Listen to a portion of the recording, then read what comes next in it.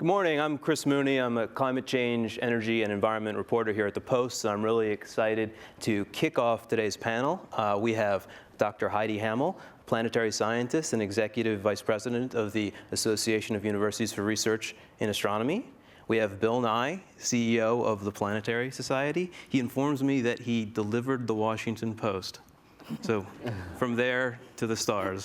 It was some time ago.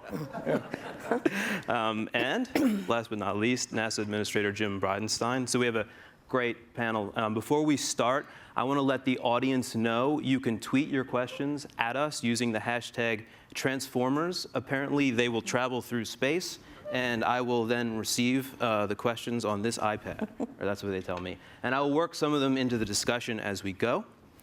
So with that, oh, and one more thing, I told the panelists, interrupt each other, let's have a conversation. So Administrator Bridenstine, I'd like to ask you a question first. The United States was intensely focused on space in the 60s during the Apollo era. It was something that presented this unitary, shared vision for the entire country. What do you think it would take for us to see another golden age in space like that? What would it look like? How would we know if we were in it? That's a wonderful question, and certainly it's something that we're very interested in NASA, and certainly something this administration is very interested in. The president recreated the National Space Council for the first time in 25 years when he became president, and he put the vice president as chairman of the National Space Council. And in fact, when I leave here, I'm going to a National Space Council meeting. So this administration is very focused on space on a whole lot of levels. But certainly, one of the very first space policy directive that came from the president was we're going to go to the moon. But what he did is he wants to do it very differently than we've ever done it before. This is not a recreation of the Apollo era that we all think so fondly of. This is, in essence, creating a sustainable architecture between the Earth and the moon where we can go back and forth over and over again over a long period of time with landers, with robots, with rovers, and of course with humans, and do it with commercial partners and do it with international partners, utilizing the resources of the moon to keep the sustainable architecture in place. Let me just follow up on that. So one thing that I learned from NASA, doing my research, is that its budget during the Apollo era peaked at 5% of the entire federal budget. So the administration, as you said, wants to get to the moon and beyond, but how do you do it and support the crucial science missions with so much less money proportionately? Right now, it's about 0.4%, right? Yeah, that's right. So it's less than a tenth of what it was. It's a very different time. So that's the... Yeah. So the first thing the president did is he put out his budget request, and his budget request actually took NASA's budget up by $1 billion. So when you have a $19 billion budget and you go up by $1 billion, that's a pretty significant increase. And even before I got confirmed, we had an omnibus appropriation bill in the House that actually increased NASA's budget by $1.7 billion.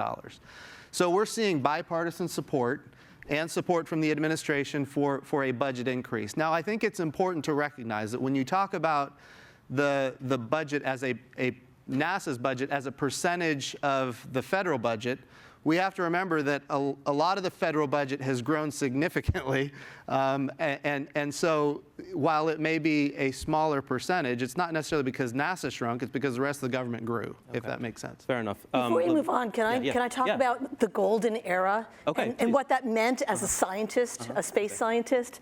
That era, I was just a kid when we landed on the moon, and I was one of those kids watching that black and white thing and not understanding what was happening, but understanding it was an amazing moment. And I went on to be part of the space program, to work on the Voyager mission, to fly by Uranus and Neptune. I went on to work with the Hubble Space Telescope. It has been a golden era of planetary exploration, and what we do at the Planetary Society is advocate for that. We have revealed our solar system not to be points of light, but worlds. Where are we now, though? We are on the brink of a new golden era. We now know, because of NASA's telescopes and telescopes by the National Science Foundation, that almost every star you see in the sky has a planetary system around it. So we have gone from just a few planets to thousands of planets. This is an amazing moment in science, to be on the edge of exploring all these worlds But isn't it different? And you know, Bill, you grew up in the Apollo era, and you're a communicator. So it seems to me, I want to bounce this off of you. Haven't we become kind of space distracted? You know, there was one story, it was getting to the moon. Sagan had one show, Cosmos, everybody watched it. Well, now keep in mind, we went to the moon on account of the Cold War.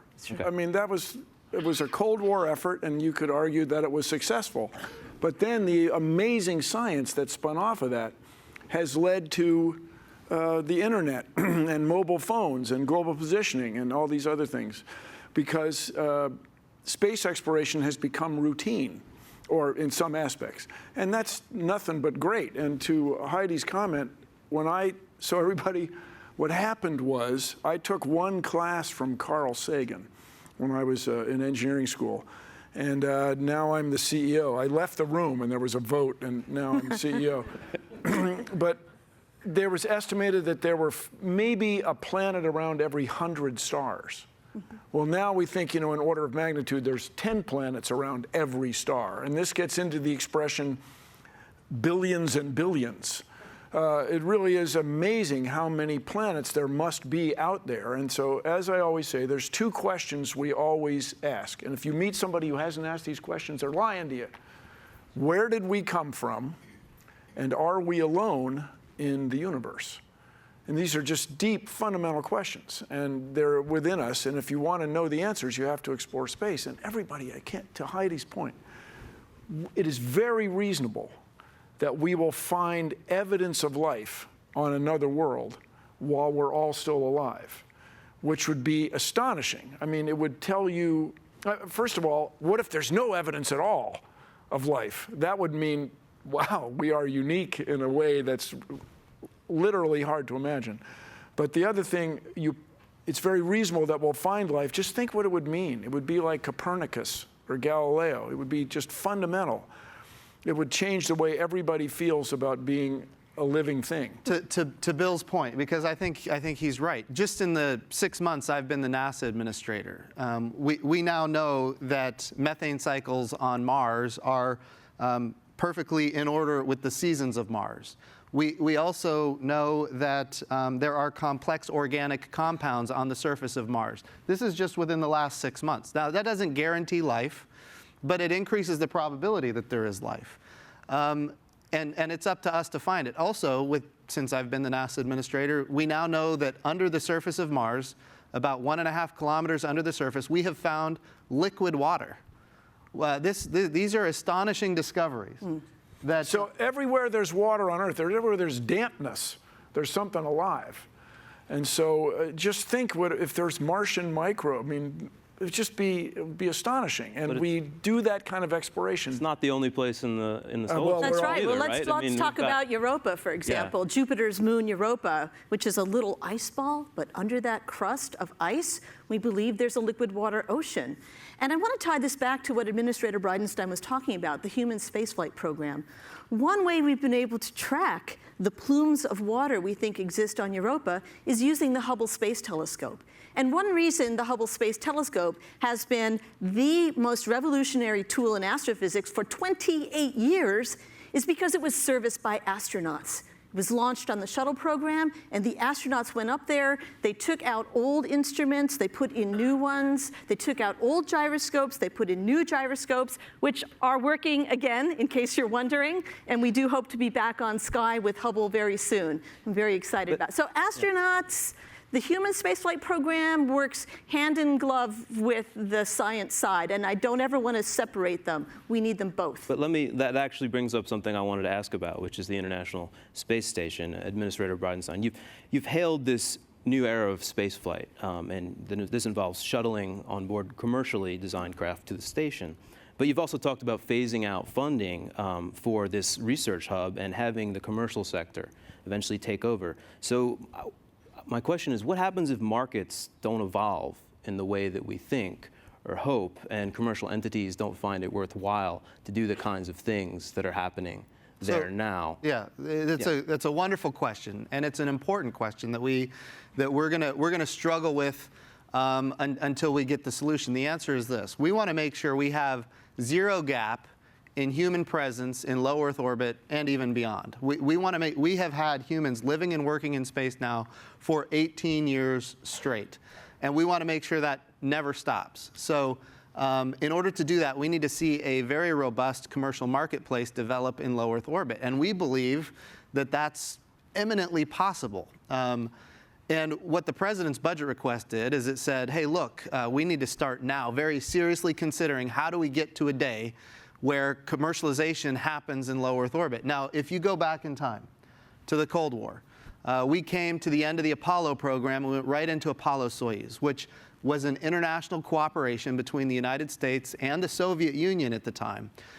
So that demonstrated the success of the Apollo program, the fact that these two superpowers have decided that we're going to collaborate and work together on space. That went forward with the Mir program and the shuttle program, which were a collaboration as well, and then now the International Space Station, as you've identified. It's in NASA's charter. International cooperation Absolutely. is in NASA's. And so when international partners collaborate in space, the overall cost of whatever you're going to do might go up.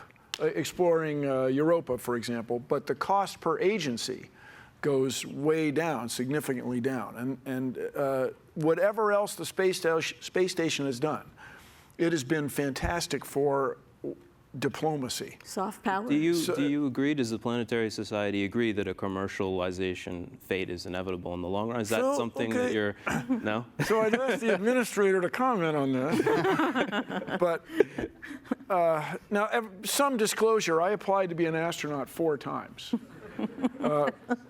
But it is not clear. Let's go with that. Had I been the administrator, you'd have been selected. Yeah, careful what you wish for, yeah. But it's not clear that we can go to the moon and to Mars and operate the International Space Station in the current budget, even with the increase in NASA's budget. Those 3 things all going at once are tricky. And the International Space Station is a national lab. So come on down, everybody, and fly up there and conduct things the way we conduct science, the way we conduct science in other national labs. But this is a problem to be figured out. Now, no matter what we do, no matter what the future is, I think we all agree we want to get beyond low Earth orbit. So, you know, the old saying, if you have a classroom globe, which in English units would be 12 inches, 30-centimeter globe, low Earth orbit is just it's 3/8 of an inch above the globe. I mean, it's cool, and I would love to go there, and we have some astronauts coming up in a few minutes, but we want to go farther and deeper. And you're a scientist, I love science. I'm kooky for science. You're a science guy. I am the science guy. But keep in mind that when humans go to a place, 2 things are going to happen. When you explore, when just writ large explore, 2 more things are going to happen. You're going to make discoveries, whether it's your backyard or Mars, you're going to make discoveries. But the other thing is you're going to have an adventure. And that is what engages us in a way that is priceless. Now, everybody, you can ask the old question, should we pay teacher salaries, build a new baseball stadium, or explore space? And I hope that if it was just a zero-sum thing, we'd pay teachers, okay, for crying out loud. But it's not one or the other. You got to do everything.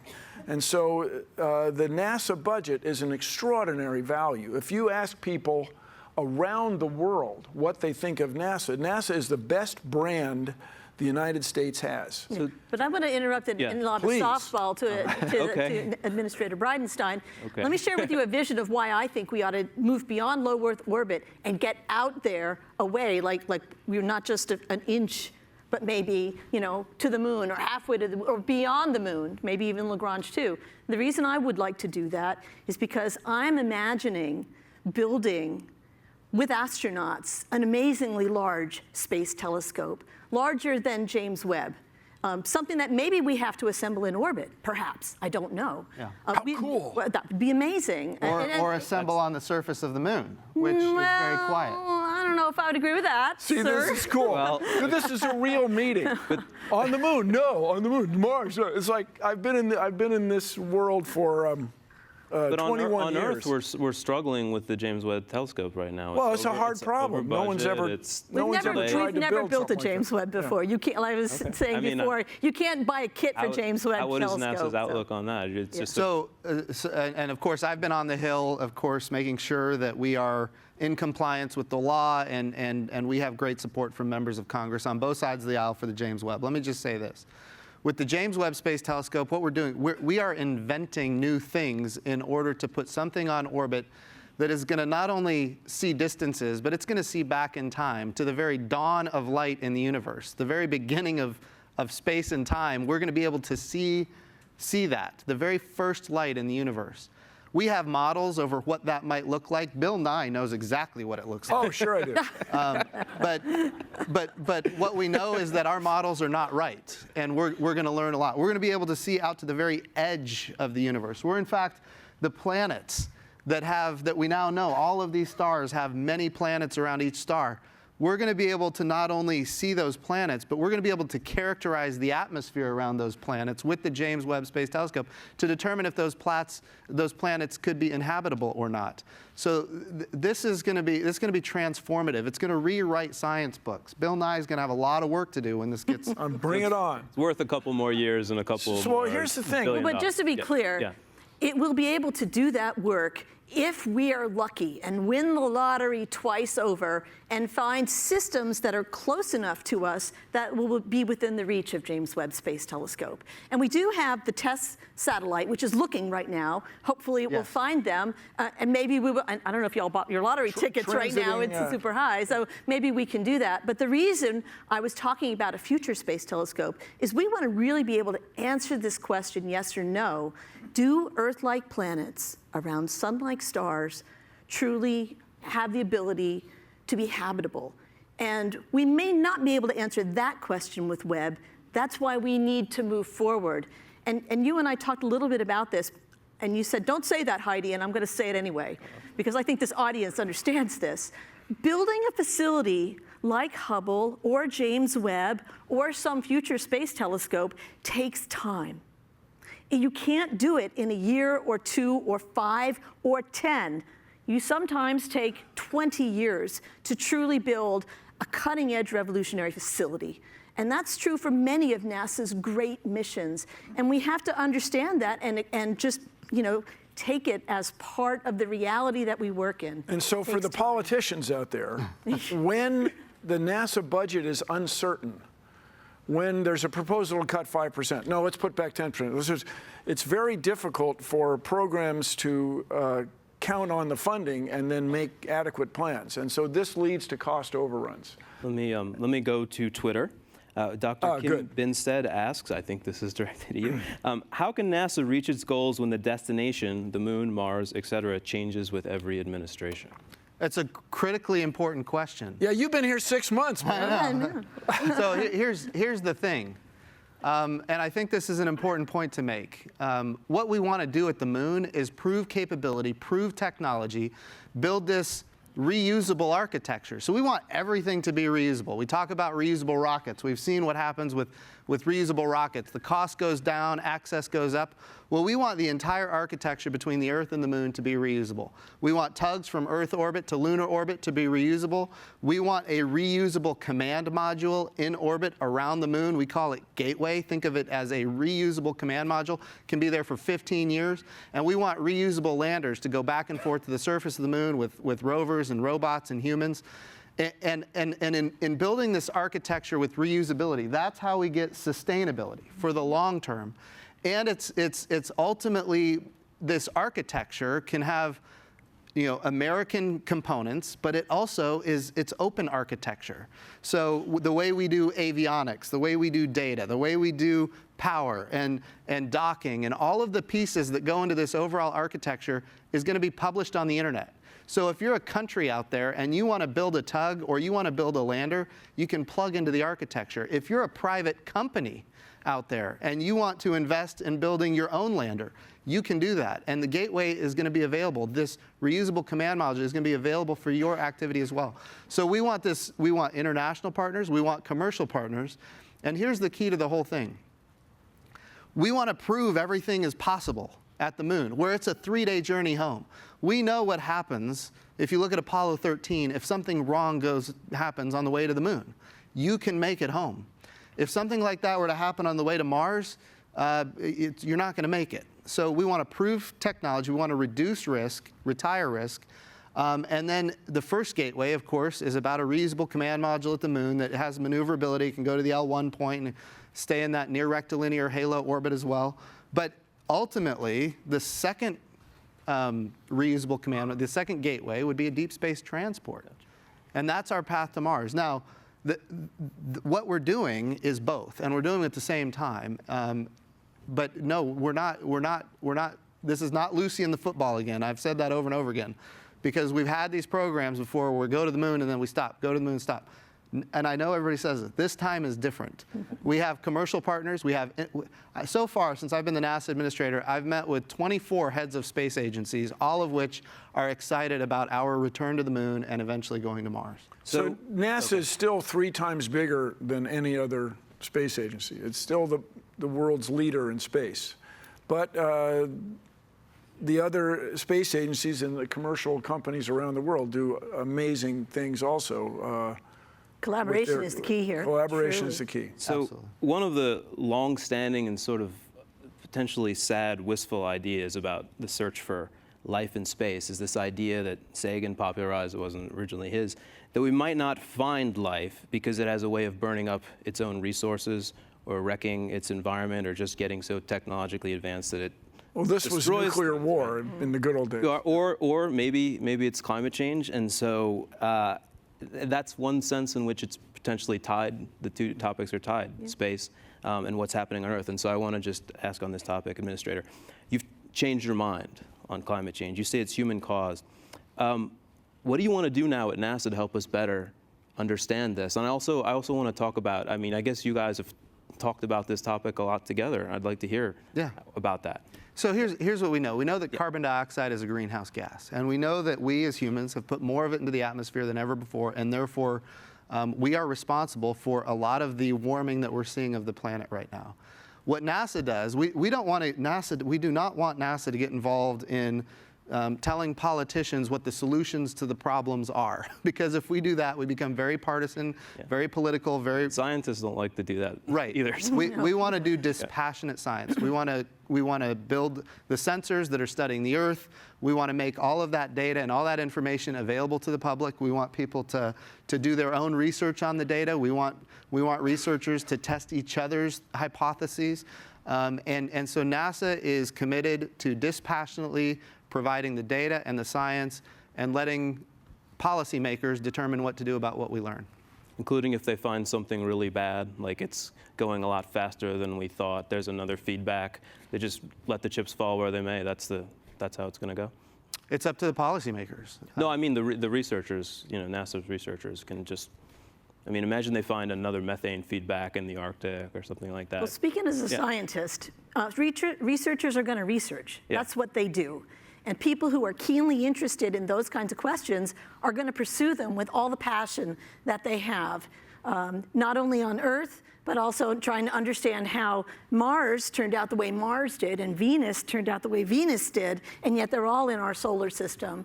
So you're not going to stop the researchers. They are going to passionately pursue these questions to try to understand how our Earth is changing, why is it changing, and looking towards planets out beyond ours, perhaps get an understanding of maybe how did we get here?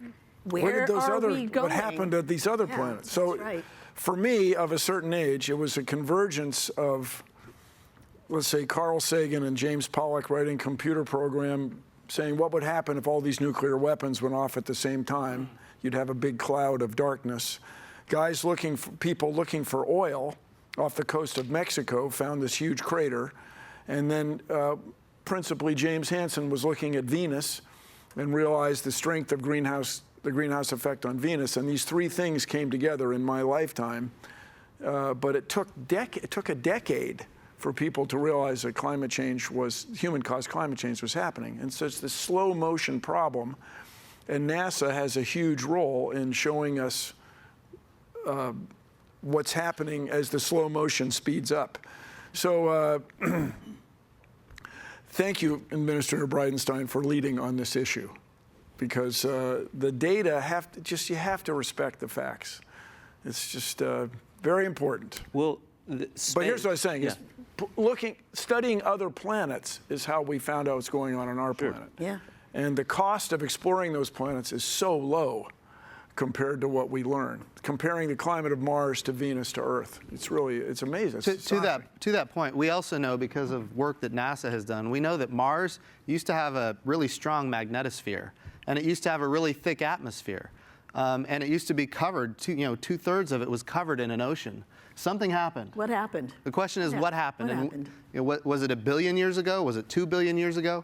And ultimately, how did that happen? And studying other planets, back. right. So. Studying other planets helps us understand our own. Yeah. So now we're calling Mars an ex-ocean, a former ocean planet, because there's so much, there's so much evidence of water flow. And so the space has long been a traditionally bipartisan space, right? It's that people who don't get along about anything else get along with space, and that's why. So, and the two of you, I guess, have not always seen eye to eye. There's issues we might disagree but on. you've gotten along on this. I mean, Bill, you actually got criticized by some in the planetary science community for showing up at the State of the Union address. Look, people, it's bigger than I am. The administrator. Shame on you for having a dialogue with me, Bill. Shame on you. So I went to his office. We hung out. We talked about fighter planes, among other things. We talked about his family, and everybody. This is something else you learn in space exploration when you go around the world and meet people involved in it. People are more alike than they are different. I will tell you, I was saddened by the grief he took. Oh, bring it on. You guys, it's the State of the Union. It's a very important thing. It's in the Constitution, as is the progress of science and useful arts. That's in the Constitution, Article 1, Section 8. Yeah. So science is a real word, everybody. But we all live under one sky. I apologize for inviting him to the State of the Union, because he took a lot of heat for it. No, it's fine, and it's progress. This is where people, congressmen and senators that don't get along on anything else, get along when it comes to space exploration. And part of that is the distribution of NASA centers around the country. And everywhere you go, everywhere you go, really, everywhere you go, NASA is involved. NASA permeates our culture in virtually every zip code in the United States. But more than that, space brings out the best in us. Space exploration is where we solve problems that have never been solved before. And I'm not just waxing poetic for the sake of oratory. I mean, space is really unique in this regard. It brings out the best in us, and we accomplish things that in my grandparents' time were thought unthinkable. Well, we're running out of time. I don't know if you have any other final thoughts, because we've got like 30 seconds, but it's been a really good conversation. Otherwise, I think it's a really nice note to end on. Good. So everybody, just while you're here, check out the Planetary Society, the world's independent space organization, and we are here, Mr. Administrator, to give you correct advice all the time. That's good. To support you. I like correct advice. Thank you. Thank you. Well, thanks to the panel. It was great having you here, great conversation, and we're on to the next part of our program. Thanks. Thank you so much.